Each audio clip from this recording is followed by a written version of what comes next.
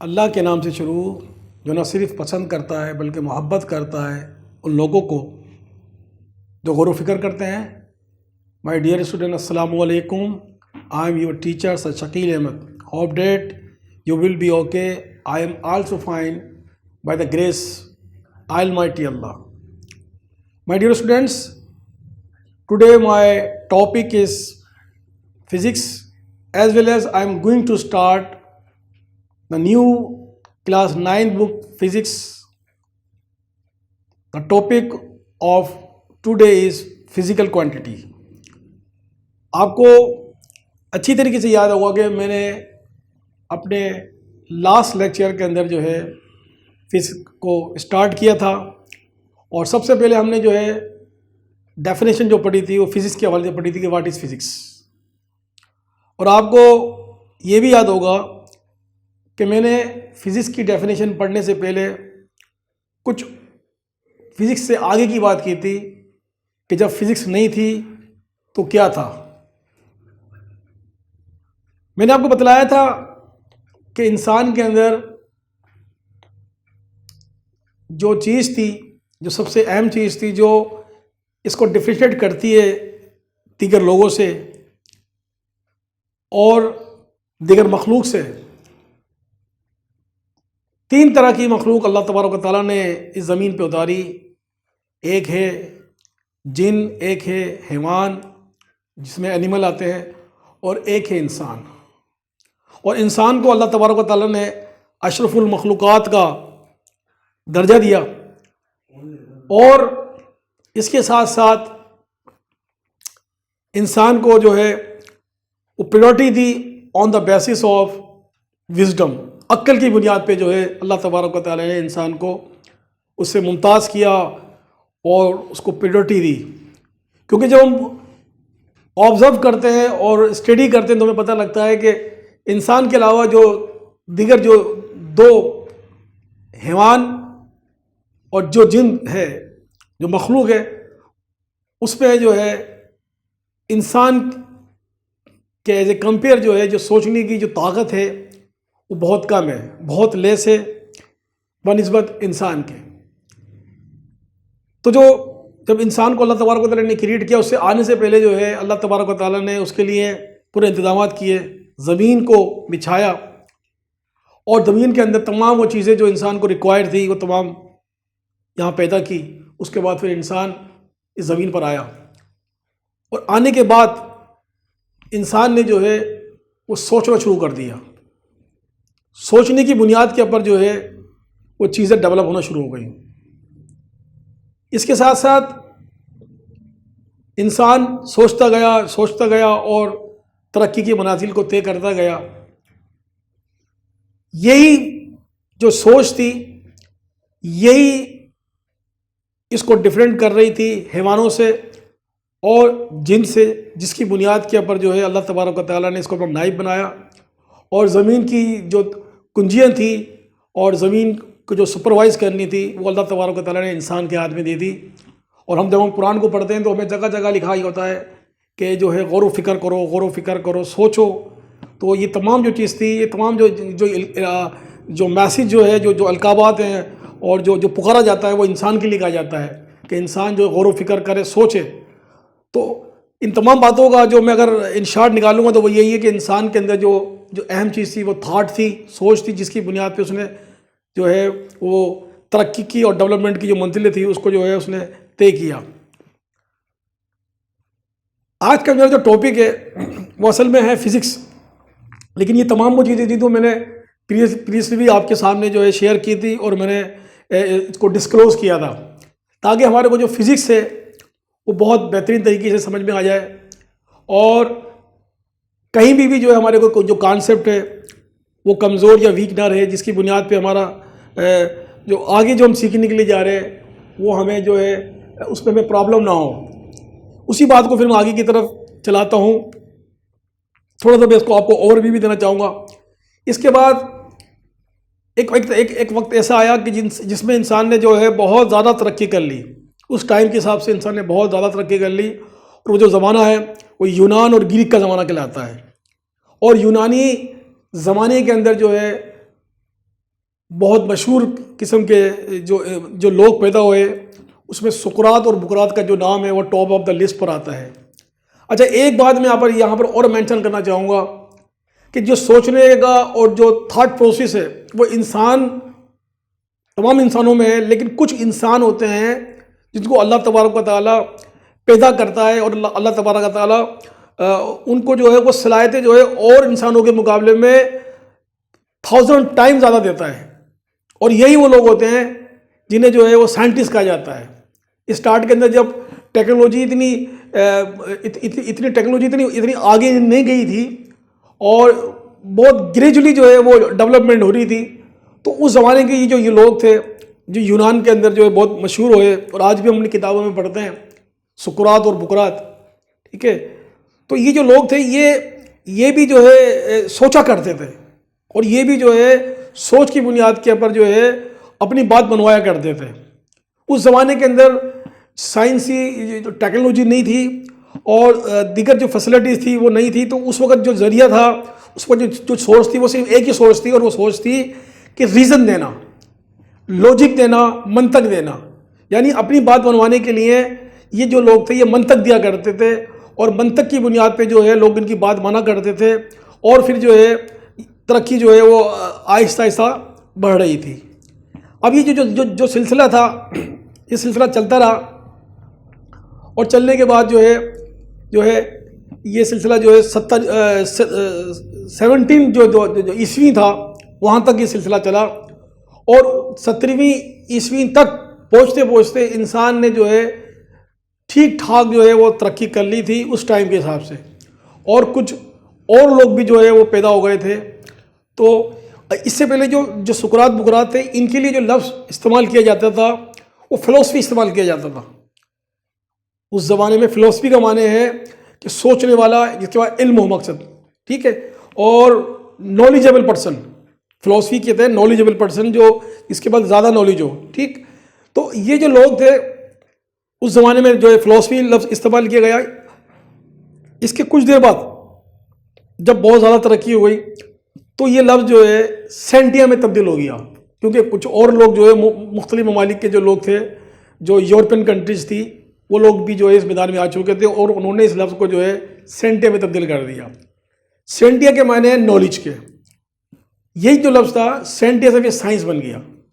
Science बनने के बाद जब ये लफ्ज़ जो उसकी अपनी जो शक्ल थी वो साइंस में ले ली, इसके बाद जो लोग थे उन्होंने एक बहुत बड़ा डिसीजन लिया। उन्होंने कहा कि अब तक जो मामला चल रहे थे अपनी बात बनवाने के, अपनी बात को जो है लोगों को जो प्रूफ करने के, वो लॉजिक पर थे। अब लॉजिक से काम नहीं चलेगा, तो उन्होंने लॉजिक की जगह पे जो है उन्होंने कहा कि अब जो है बात होगी एक्सपेरिमेंट की बुनियाद पर, कि जिसका जितना ज़्यादा वैलिड एक्सपीरियंस होगा। और इसी तरीके से दूसरा उन्होंने ऑब्जर्वेशन के हवाले से बात की कि जितनी ज़्यादा ऑब्जर्वेशन होगी, ऑब्जर्वेशन की बुनियाद पर लोगों को कायल किया जाएगा, लोगों को अपनी बात बनवाई जाएगी। उसके बाद ये इट्स नॉट इनफ, उसके बाद जो सेकंड जो बात होगी वो एक्सपेरिमेंट की बात होगी, कि जिसका जितना ज़्यादा एक्सपेरिमेंट स्ट्रॉन्ग होगा, जितना ज़्यादा वैलिड होगा, उसी तरीके से उसकी बात को मानी जाएगी। लिहाजा 17वीं ईस्वी के बाद 17वीं ईस्वी का एंड था और 18वीं ईस्वी की बिगिनिंग थी। तो इस बात को तय कर लिया गया कि अब जो भी बात होगी, इन दो जो बेसिक जो टूल है, इसको जो है इसकी हेल्प के मुताबिक बात होगी। इसको जो है वो हम सामने रखेंगे किसी भी बात को मनवाने के लिए। अब उसी दौरान ये हुआ कि जो साइंस जो था, जिसको सेंटिया किया गया, वो दो ब्रांचों में तकसीम कर दिया गया, क्योंकि लोगों ने महसूस किया कि हमारे पास जो इन्फॉर्मेशन आ रही है उसके लिए जो है ये नाकाफ़ी है। लिहाजा उन्होंने क्या किया कि उन्होंने इसकी जो है साइंस की दो ब्रांच बना दी। एक का नाम रखा फिज़िकल साइंस और दूसरी का नाम रखा बायोलॉजिकल साइंस। फिज़िकल साइंस के अंदर ये तय पाया कि जितनी भी किस्म की जो है नॉन लिविंग थिंग्स होगी उसको जो है इस कैटेगरी में रखा जाएगा, और इसी तरीके से जितनी भी जो है लिविंग थिंग्स होंगी उनके मुतालिक जो भी इंफॉर्मेशन हमारे हासिल कर सकेंगे, एक्वायर कर सकेंगे, उसको जो है बायोलॉजिकल साइंस में, बायोलॉजिकल जो साइंस जो बनाया कैटेगरी, उसमें रखी जाएगी।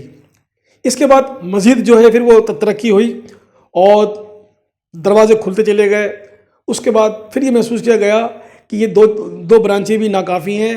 उसके बाद जो है वो जो फिज़िकल साइंस था उसको फर्दर जो है 3 से 5 जो है कैटेगरीज़ में और ब्रांचेस में जो है वो डिवाइड कर दिया गया। उस पर सबसे पहले थी फिज़िक्स, फिर केमिस्ट्री थी और उसके बाद जो एस्ट्रोनॉमी थी, जियोलॉजी थी और मेटलॉजी थी। इन ब्रांचों में तकसीम कर दिया गया कि अब कहा गया कि इनको जो है जो भी इंफॉर्मेशन होगी इन तमाम को जो अलग अलग जो है ब्रांचों में रखा जाएगा। तो आज का जो मेरा टॉपिक है वो है फिज़िक्स और आज हम जो है स्पेसिफिक तौर पे जो है फिज़िक्स के मुतालिक पढ़ेंगे कि फ़िज़िक्स क्या है और फिज़िक्स में हम किस चीज़ की स्टडी करते हैं। तो आइए सबसे पहले हम जो है इसकी डेफिनेशन देखते हैं। डेफिनेशन हमें ये कहती है कि it's the study of properties of matter and energy along with their mutual interaction. Dear students, ये जो आपके सामने भी जो मैंने डेफिनेशन पढ़ी, इस डेफिनेशन यकीनन मुझे लगता है और मैं प्रेडिक्ट करता हूँ कि आपको इसकी जो इसकी एक्चुअल मीनिंग है वो समझ में नहीं आई होगी। इस मीनिंग में ये कहा जा रहा है, इस डेफिनेशन में ये बताया जा रहा है कि फिजिक्स के अंदर जो है हम जो है मैटर की स्टडी करते हैं और मैटर जो है पूरी कायनात जो है मैटर से मिलकर बनी हुई है, चाहे वो लिक्विड फॉर्म में हो, चाहे वो सॉलिड फॉर्म में हो, चाहे वो गैसेस फॉर्म में हो। पूरी कायनात जो है वो जो कवर अप है वो जो है वो मैटर के अंदर है। तो इसमें भी ये कहा गया कि जो फिजिक्स के अंदर जो हम मुताला करेंगे वो जो है मैटर के हवाले से मुताला करेंगे, मैटर की प्रॉपर्टीज़ के हवाले से मुताला करेंगे और इसके साथ साथ हम एनर्जी का मुताला करेंगे। तो इसका मतलब ये हो गया कि फिजिक्स के अंदर जो है वो मैटर की प्रॉपर्टीज़ के साथ साथ जो है एनर्जी का मुताला किया जाता है। ठीक है, इसीलिए आखिरी वर्ड में बताया जा रहा है कि of a matter and energy along with their mutual interaction, यानी कि फिजिक्स के अंदर जो है हम मैटर के साथ एनर्जी का भी मुताला करते हैं। मैटर और जो एनर्जी है ये आपस में क्या है, इनका आपस में इंटरलिंक है। ये आपको मैं आगे की तरफ समझाऊंगा आपको। ठीक है, अभी आपको मेरे वर्ड समझ में नहीं आएंगे। मैटर का और एनर्जी का आपस में जो रिलेशन है वो इंटरलिंक रिलेशन है और मैटर और एनर्जी जब आपस के अंदर कंबाइन होते हैं, इनके दरमियान में जो कुछ भी आता है उसकी जो हम स्टडी करते हैं वो फिजिक्स कहलाती है। अब इस बात को मैं आसान करने के लिए उर्दू के अंदर में अगर आपको उसको मिसाल दूं तो इसमें ये इसको मैं कुछ इस आसान लफ्ज़ों में इस तरह कहूँगा कि मादा और इसकी एनर्जी के दरमियान रिश्ते का नाम फिजिक्स है। यानी मादा और मादे के साथ साथ एनर्जी, इन दोनों को जब मुताला करते हैं वो फिजिक्स कहलाता है। और इसको मैं आपको एक आम सी मिसाल देता हूँ कि मिसाल के तौर पर एक इंसान है और वो मैटर है, क्योंकि इंसान भी जो है वजन रखता है और जगह को ऑक्युपाई करता है। तो इंसान भी एक मैटर है और ये जो मैटर है, इंसान जो एक मैटर है, ठीक। और अगर इसके पास काम करने की सलाहियत है, इसके बाद अगर काम करने की सलाहियत है और वो जो सलाहियत आएगी वो उसको एनर्जी से आएगी। ठीक है, इंसान के अंदर इंसान एक मैटर है और उसमें अगर काम करने की सलाहियत है तो जो वो गेट कर रहा है सलाहियत वो एनर्जी ले रहा है, जो सलाहियत है वो एनर्जी कहलाएगी। ठीक है, तो इंसान, ठीक है, इंसान और एनर्जी लेने के बाद जो भी काम हुआ इसको हम फिजिक्स कहेंगे। ठीक है, इसी तरीके से एक इंसान को सूरज की रोशनी मिल रही है जो कि इंसान के लिए एनर्जी है और इन दोनों के मुताले का नाम फिजिक्स है। एक और आसान मैं आपको एग्जांपल देता हूँ कि एक इंसान है, मिसाल के तौर पे उस इंसान को जो है एनर्जी चाहिए, बहुत ठंड हो रही है, उस ठंड की वजह से उसके अंदर इतनी एनर्जी नहीं है, इतनी ताकत नहीं है कि वो कोई काम कर सके। ठीक है, अब उस सर्दी के अंदर, उस विंटर की सीज़न के अंदर अगर उसको सूरज की तपिश मिलती है, सूरज की उसको हीट मिलती है, तो हीट लेने के बाद वो इस काबिल हो जाता है कि वो कुछ काम कर सके। तो अगर बुनियादी तौर पे देखा जाए तो जो एनर्जी है वो मैटर के साथ इंटरलिंक है।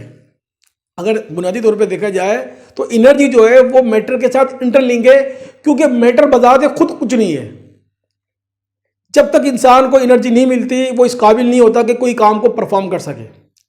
अच्छा, दूसरी चीज़ ये कि ये तमाम चीज़ें जो है सिर्फ लिविंग थिंग से नहीं है, ठीक है। एनर्जी का जो ज़रूरत है, जो नीड है, वो सिर्फ एक लिविंग थिंग के लिए नहीं है, ये नॉन लिविंग थिंग के लिए भी है। मिसाल के तौर पे हमारे पास एक गाड़ी है, कार, और कार किसकी है? आयरन की बनी हुई है और मुख्तलिफ जो है मटेरियल से मिलकर बनी है। वो कार जो एक मैटर हो गई, अब उसको चलने के लिए एनर्जी की ज़रूरत है। उसकी एनर्जी क्या है? उसकी जो एनर्जी है वो पेट्रोल है। अब जब वो पेट्रोल उसको मिलेगा इसकी in the form of energy, तो वो चलना शुरू कर देगी, मकसद वो अपना काम करना शुरू कर देगी। तो इससे इस बात जाहिर हुई कि हमारे को नॉन लिविंग थिंग, यानी कि जो फिजिक्स के अंदर जो है लिविंग थिंग के साथ साथ नॉन लिविंग थिंग को भी पढ़ रहे होते हैं, क्योंकि एनर्जी की जो रिक्वायरमेंट है वो सिर्फ लिविंग थिंग के लिए नहीं है, नॉन लिविंग थिंग के लिए भी है।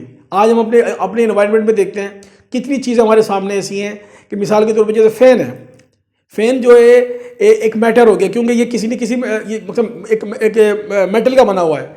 अब ये फ़ैन जो है जब तक वर्क नहीं करेगा जब तक इसको जो एनर्जी ना मिल जाए, और इसकी एनर्जी क्या है? इलेक्ट्रिसिटी है। जब तक इसको इलेक्ट्रिसिटी नहीं मिलेगी he is not able to work, perform his job. इसी तरीके से कितनी भी चीज़ हमारे सामने हमें दिख रही हैं दुनिया के अंदर, कितनी हमारे सामने चीज़ें दिख रही हैं, ये तमाम चीज़ें को जो है वो एनर्जी की ज़रूरत होती है, चाहे वो लिविंग थिंग्स हो और चाहे नॉन लिविंग थिंग्स हो। इन तमाम चीज़ों को जो है फिज़िक्स के ज़ुमरे में आते हैं। इसी के अंदर, फिज़िक्स के अंदर जो है हम यही पढ़ रहे होते हैं कि कोई भी मैटर जो है अगर वो एनर्जी लेता है, एनर्जी मैटर से लेकर एनर्जी तक का जो पीरियड है उसमें जो भी हैपनिंग हो रही होती है, जो भी सिलसिला चल रहा होता है, उसके बहुत डीपली जो है स्टडी कर रहे होते हैं, उसी को फिजिक्स कहा जाता है। ठीक है, उम्मीद है कि आपको मेरी बात कुछ समझ में आई होगी। अब इस बात को जो है हम आगे की तरफ और देखते हैं कि जो फिजिक्स है इसके कुछ एडवांटेजेस भी हैं, कुछ नहीं है बल्कि लॉट ऑफ एडवांटेजेस। सबसे पहले तो ये है कि जो फिजिक्स से हमें नज़र नहीं आती, ठीक है, लेकिन जब हम ऑब्जर्व करते हैं, डीप करते हैं, स्टडी करते हैं, तो हमें पता पड़ता है कि फिजिक्स जो है हमारे पूरे इन्वायरमेंट के अंदर है, हमारे पूरे माहौल के अंदर है, हमारे चारों तरफ है। मिसाल के तौर पे जो है जो सिंपल मशीनें होती हैं, मिसाल के तौर नाइफ हो गया, पुली हो गई, स्क्रू हो गया, they are called simple machine. ये तमाम जो मशीन है ये भी जो है जो बनाई जाती हैं वो फिज़िक्स के कानून के मुताबिक बनाई जाती हैं। अगर इन पर फिज़िक्स का कानून नहीं लगेगा तो ये अपनी हासिल हैयत में आ नहीं सकती, ये क्रिएट नहीं हो सकती। इसी तरीके से अब आगे की तरफ देखते हैं इलेक्ट्रिसिटी भी जो है वो फिज़िक्स के कानून रूल को अप्लाई करते हुए जो है उसको जो क्रिएट किया जाता है। और ये जो इलेक्ट्रिसिटी है ये हमें बहुत सारी किस्म की जो है वो एनर्जी प्रोवाइड करती है, जिसमें साउंड एनर्जी हो गई, जिसमें हीट एनर्जी हो गई और जिसमें लाइट एनर्जी हो गई। इसी तरीके से डोमेस्टिक अप्लायंसेस, अपने घर में आप जो भी फ्रिज देख रहे हैं, टीवी देख रहे हैं, एलसीडी देख रहे हैं, ये तमाम चीज़ें जो हैं, ये तमाम चीज़ें भी जो है फिज़िक्स के कानून के मुताबिक जो है वो क्रिएट की जाती हैं, बनाई जाती हैं। इसी तरीके से ट्रांसपोर्टेशन मीन्स से मुराद ये है, कार हो गई आपके पास, एरोप्लेन हो गया आपके पास, जीप हो गई आपके पास, साइकिल हो गई, छोटी से छोटी गाड़ी, बाइक हो गई, ये तमाम जितनी भी चीज़ें हैं ये सब के सब जो है फिज़िक्स के लॉ को अप्लाई करते हुए जो है बनाई जाती हैं। इसी तरीके से लास्ट में टेलीकम्युनिकेशन के अंदर किससे मुराद है? कंप्यूटर हो गई, ठीक है, लैपटॉप हो गया, इसी तरीके से मोबाइल्स हो गया, टैब हो गई, ये जितनी भी चीज़ें जो बनती हैं इन सब के ऊपर जो है फिज़िक्स का जो है कानून अप्लाई किया जाता है। इसी तरीके से इसके कुछ डिसएडवांटेजेस भी हैं। इसमें पहला है इन्वायरमेंटल पोल्यूशन। इन्वायरमेंटल पोल्यूशन से मुराद ये है कि जो तरक्की हुई, मशीनें आ गई और जो है इसके नतीजे के अंदर जो है वो पोल्यूशन पैदा होना शुरू हो गया। और ये जब ये हमारा जो इन्वायरमेंट था ये बिल्कुल नेट एंड क्लीन था जब ये तरक्की नहीं हुई थी, लेकिन तरक्की होने के बाद मशीनें आ गई और बाइक्स आ गई, उनका धुएं से जो है हमारा जो इन्वायरमेंट है वो बहुत बैडली तरीके से जो है वो जो है अफेक्ट हो रहा है, जिसकी वजह से मुख्तलिफ़ किस्म की जो डिजीज़ जो हैं वो पैदा हो जाती हैं। ख़ासतौर पे स्किन की डिजीज़ हो गई और सांस की तकलीफ़ जो है बहुत, इनका बहुत बड़ा रेशो है ड्यू टू पोल्यूशन। इसी तरीके से जो है डेथ वेपन से मुराद ये है कि जब ये बेहताशा तरक्की हुई तो इसके नतीजे के अंदर जो है वो वेपन्स भी बने और वेपन्स भी जो थे वो जो है न्यूक्लियर वेपन बने, जिसके नतीजे के अंदर लाखों लोगों की जो है वो हलाकत हुई। और इसकी जो सबसे बड़ी जो मिसाल है हमारे सामने जो है हिरोशिमा और नागासाकी की है, कि जहाँ पर जो न्यूक्लियर जो है जो वेपन जो इस्तेमाल किए गए और उसके नतीजे में जो है लाखों इंसान जो है वो हलाक हुए। तो इसका जो है ये बहुत जो जहाँ इसके एडवांटेजेस हैं वहाँ उसके कुछ डिसएडवांटेज भी हैं, जिसकी वजह से जो है इसके नुकसान हैं। उम्मीद है आपको आज का मेरा लेक्चर पसंद आया होगा और आपको ये भी पता लगा होगा कि फ़िज़िक्स क्या है और फिज़िक्स जो है में हम क्या पढ़ते हैं। इंशाल्लाह ये सिलसिला आगे की तरफ भी रहेगा और मैं उम्मीद करता हूँ कि इंशाल्लाह ये आपके लिए बहुत होपफुल होगा जब हम आगे की तरफ पढ़ेंगे। अगर आपके पास कोई कुछ प्लीज़ इनबॉक्स में, ठीक है, ताकि मैं आपको रिप्लाई कर सकूँ। अस्सलाम वालेकुम।